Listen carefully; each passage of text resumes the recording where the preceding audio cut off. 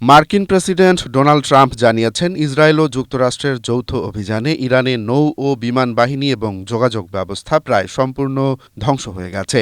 রুশ president Vladimir পুতিনের সঙ্গে ১ ঘণ্টা দীর্ঘ ফোনালাপের পর ট্রাম্প দাবি করেন, ইরান যুদ্ধ এখন সম্পূর্ণ সমাপ্তির পথে এবং যুক্তরাষ্ট্র নির্ধারিত সময়ের চেয়ে অনেক এগিয়ে রয়েছে।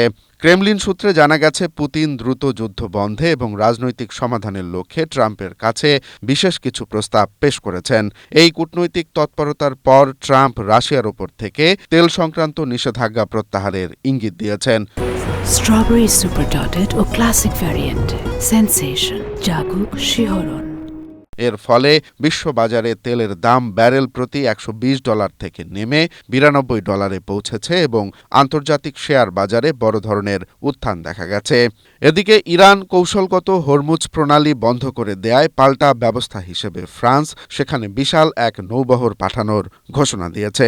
যুদ্ধের প্রভাবে মধ্যপ্রাচ্যের স্থিতিশীলতা বিঘ্নিত হলেও ট্রাম্প ও পুতিনের এই সমঝোতাকে বিশ্ব অর্থনীতি ও নিরাপত্তার জন্য একটি ইতিবাচক মোড় হিসেবে দেখা হচ্ছে।